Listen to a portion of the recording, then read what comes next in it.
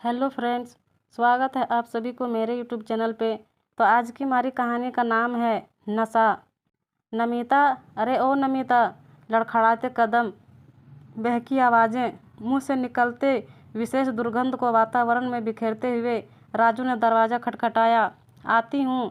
ये लो नमिता, पूरे 5,000 हैं। इतने पैसे? अरे आज तो अपना दिन बहुत लक्की था, खूब खाया पिया और ऊपर से 5,000 जीता भी। शराब के नशे में धुत राजू लड़खड़ाती आवाज़ में अट्टहास करते हुए बोला। राजू की अपेक्षा के विपरीत 5,000 रुपये पाकर नमिता खुशी के बजाय चिंतित थी। वह रूंधे गले से बोली, अब शराब के साथ साथ जुआ भी खेलने लगे हो?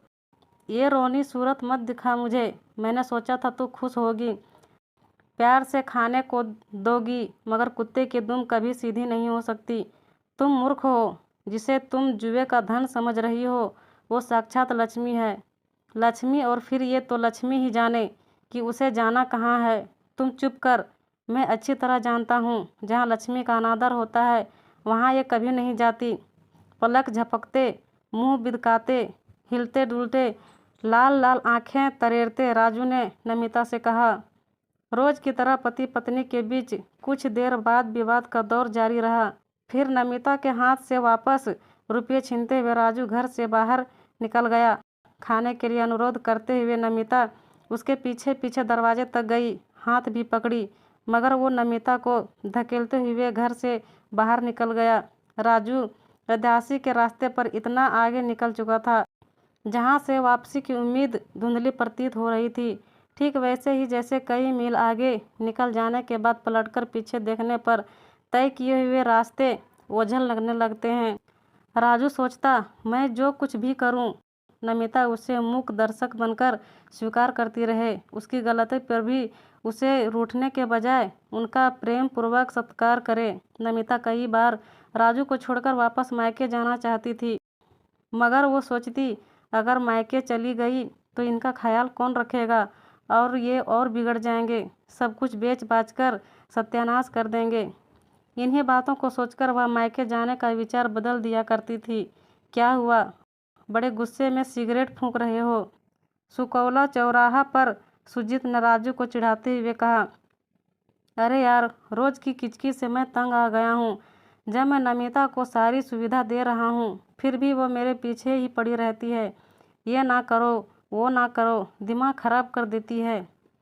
इधर दूसरी तरफ मंजू अपनी सशक्ति भाभी नमिता को ढाढ़स बांधते हुए रोटी खिलाने का प्रयास कर रही थी। लो भाभी, रोटी खा लो। नहीं, मुझे भूख नहीं। देखो भाभी, आप नहीं खाइएगा तो मैं भी नहीं खाऊंगी। मंजू तुनक कर प्यार भरा रौब जमाते हुए बोली। ठीक है, बैठो। मंजू और नमिता एक साथ बैठकर खाना खाने लगी। मंजू तंद्रा भंग करते हुए बोली, एक समय था भाभी, जब गांव हो या स्कूल, हर जगह राजू भैया के चर्चे हुआ करते थे। स्कूल के सभी शिक्षक राजू भैया से बहुत प्यार करते थे। खेल कूद हो या पढ़ाई, भैया हर जगह अव्वल थे। सभी कहते थे, एक रोज़ राजू बहुत बड़ा ऑफिसर बनेगा। जब तक माँ जिंदा रही भैया पर उनका विशेष ध्यान था। उनके मृत्यु के 2 साल बाद पिताजी भी मधेपुरा ब्लॉक से रिटायर हो गए।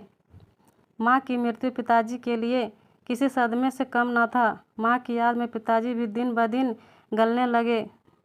फिर आप इस घर में आई। मेरी उम्मीदों के अनुरूप आप मेरी भाभी से ज़्यादा मेरी सहेली साबित हुई। मंजू की आंखें छलक आई थी। उनकी बातों में एक विशेष प्रकार का दर्द छिपा था। एक लंबी सांस भरते हुए नमिता बोली, काश बाबूजी कुछ दिन और जिंदा रहते तो उनके रिटायरमेंट वाला पैसा इनके हाथ ना आता। वही पैसा इनके लिए घातक साबित हुआ। फोकट में मिले धन की लोग इज्जत नहीं करते। वो धन इनके ज़िंदगी के मायने ही बदल कर रख दिया। जो लोग अपने बच्चों के लिए धन छोड़कर स्वर्ग सिधार जाते हैं, वे अपने बच्चों के लिए धन नहीं बल्कि मौत का सामान छोड़ जाते हैं। रिटायरमेंट के सारे पैसे इसने अयाशी में खर्च कर दिए। अब मुझे तुम्हारी शादी की चिंता खाई जा रही है। छोड़ो ना भाभी, मुझे नहीं करनी शादी वादी, लजाते हुए मंजू बोली।